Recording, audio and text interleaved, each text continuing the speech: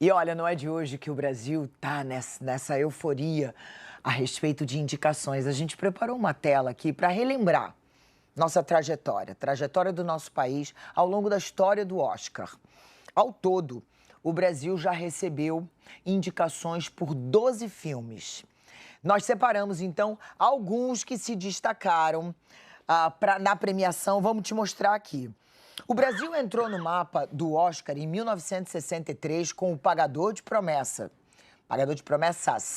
que foi indicado a melhor filme internacional. Um filme do Anselmo Duarte, um filme importantíssimo com Norma Bengel, Leonardo Vilar, Glória Menezes, Dionísio Azevedo, Geraldo Del Rey, um filme importantíssimo na história do cinema brasileiro. Pois muito bem, O Pagador de Promessa, então, é de 63, indicado a melhor filme internacional. Aí, em 1999, um hiato gigantesco, né, vem Central do Brasil. Central do Brasil recebe pela primeira vez 2 indicações. Melhor filme internacional, melhor atriz, Fernanda Montenegro, nossa querida, nossa estrela maior, maravilhosa, recebendo, então, a primeira indicação de melhor atriz em 1999, filme do Valtinho Salles também, que ganhou ano passado. 5 anos depois, com Cidade de Deus, o Brasil faz história e é indicado em 4 categorias: melhor diretor, melhor roteiro adaptado, melhor edição e melhor fotografia. Cidade de Deus também, a gente não precisa nem falar, é um filme da mais alta importância da nossa história, então, 2004. No ano passado, a vida passou a prestar muito, né? A vida prestou muito com Ainda Estou Aqui, indicada melhor filme internacional, melhor atriz com Fernanda Torres. E pela primeira vez, então, a gente consegue trazer o prêmio para casa. A gente trouxe a estatueta como melhor filme internacional. Agora, então, o Agente Secreto repete o feito de Cidade de Deus, consegue 4 indicações: melhor filme internacional, melhor elenco e melhor ator principal, com Wagner Moura. E a nossa torcida, claro, é gigantesca e a gente continua aqui acreditando que a gente tem chance. Miguel, vamos lá. Vamos falar um pouquinho desse histórico, o que esses filmes, representam. E o que essa história toda mostra pra gente da indústria do cinema, como disse o Marcelo? Faltou um filme que é uma produção franco-brasileira, né? Que é o Orfeu Negro, que entra indicado como uma produção francesa, mas que é inspirado no Orfeu da Conceição, peça escrita pelo Vinícius de Moraes, né, que foi estrelada no Teatro Municipal pelo Haroldo Costa, que foi uma grande perda da cultura brasileira no ano de 2025. Aquele momento ainda era um momento de um interesse inicial pelo Brasil, O Pagador de Promessas. Que ano que é o Orfeu da Conceição? Se eu não me engano, é 59. É antes do Pagador de Promessas. É antes do Pagador de Promessas, só que ele é dirigido e produzido pela França e entra como um concorrente francês, né?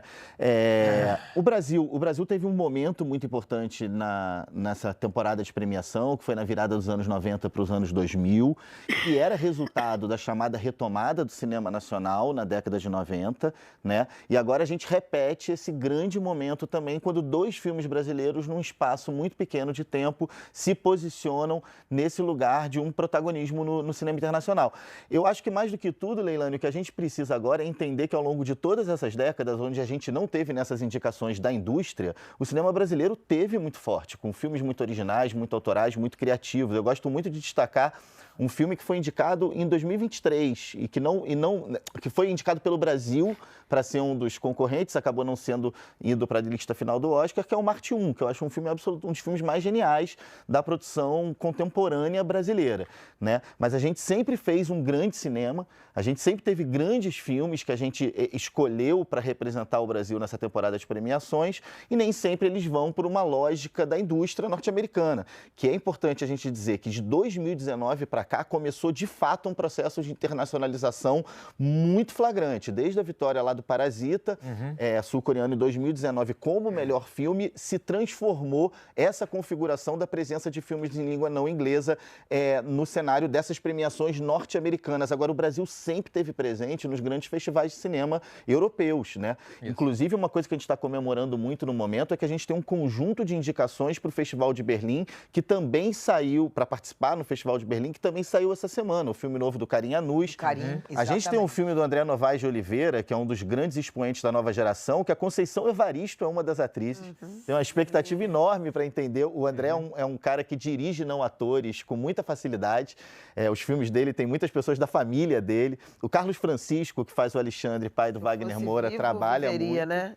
Se eu fosse vivo, viveria. É o nome do filme. Exatamente.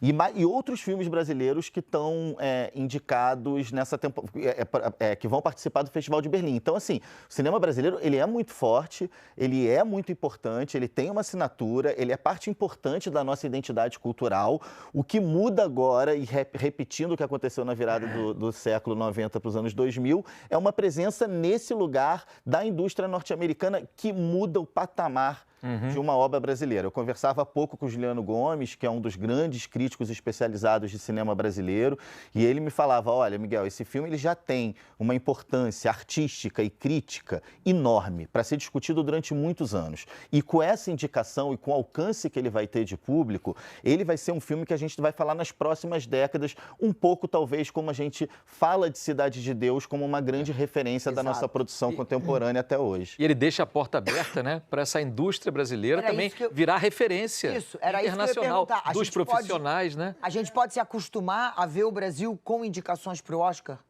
Olha, o Brasil no século XXI, ele foi formando um arcabouço bem robusto de políticas públicas dedicadas à produção audiovisual e ao cinema. Teve um terreno nisso durante o governo Bolsonaro, assumido pelo próprio governo, como um governo que não desejava investir nesse tipo de política pública. Isso gerou um certo gargalo, né, no trilho de produção do cinema brasileiro. Mas a verdade é que hoje o Brasil, pelas suas características econômicas, sociais, a gente pode dizer que ele está muito bem posicionado como um arcabouço institucional que ajuda o cinema brasileiro a florescer no mundo. Muitas coisas ainda podem ser feitas, muitas políticas ainda podem ser refinadas nesse sentido. Não é uma panaceia de forma alguma. Cinema é uma prática artística cara, que envolve um volume muito grande de profissionais.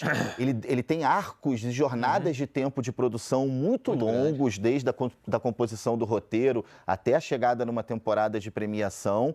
Então, há muito para ser feito para facilitar que o cinema brasileiro ganhe o mundo, mas quando a gente olha no comparativo, o cinema brasileiro tem um arcabouço institucional de apoio de políticas públicas que favorece muito que daqui para frente a gente veja cada vez mais os filmes brasileiros bem posicionados nessas temporadas de premiação. Ô, Miguel, não, eu ia te perguntar sobre bilheteria, porque Ainda Estou Aqui teve um público muito numeroso, né? Mais de 1 milhão, e o Agente Secreto também está fazendo uma boa trajetória, né?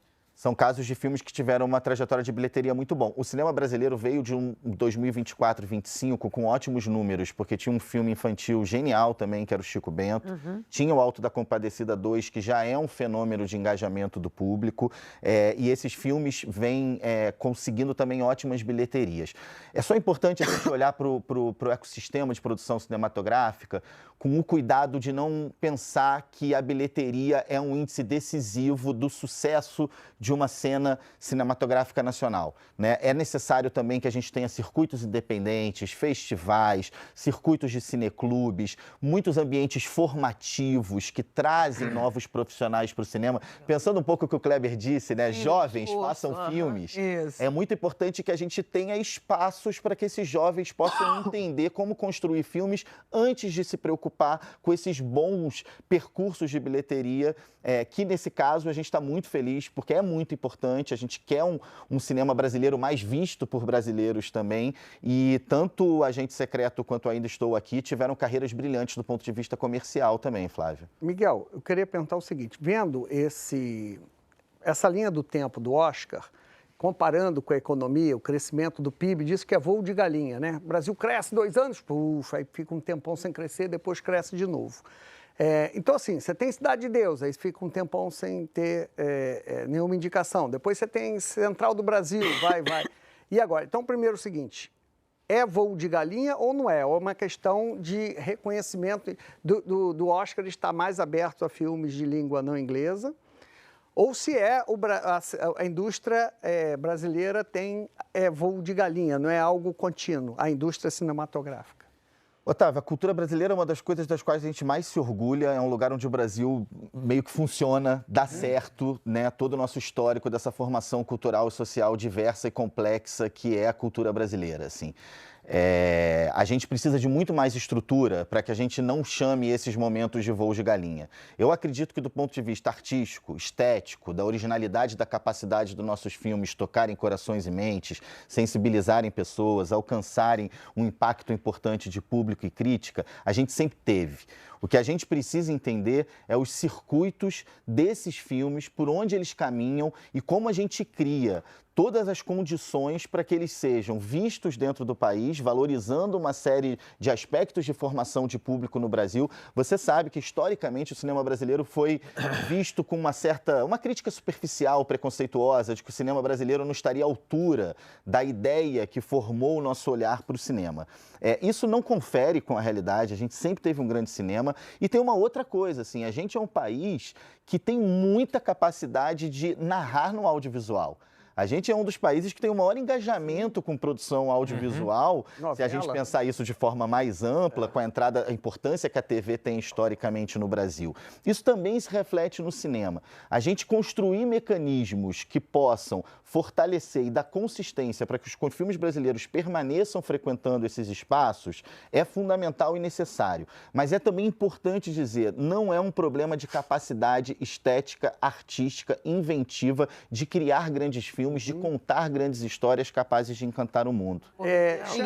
Chanchada, Mazzaropi, que eu adorava, tanto Chanchada quanto Mazzaropi, havia um preconceito da elite intelectual contra esse estilo de filme brasileiro? Não deveria, né? O Mazzaropi é uma figura exemplar de empreendedorismo cultural e de capacidade de dialogar com uma identidade específica que se formou no Brasil rural e a relação desse Brasil rural com alguns espaços urbanos como São Paulo. Os filmes do Mazzaropi, quando eram lançados no aniversário da cidade de São Paulo, eram filas que davam voltas nos quarteirões para assistir. A gente precisa valorizar toda a produção muito popular no Brasil, seja um filme do Paulo Gustavo, seja um filme do Mazzaropi, ele tende, aos olhos de uma crítica intelectualizada, a ser visto como obras menor. O cinema cabe todo mundo. A própria Alice, quando conversava mais cedo aqui, falava com a gente, eu assisto os filmes do Blockbuster e convido vocês também a ver um filme mais independente, mais autoral. Isso tudo equilibra uma cena forte de produção cultural.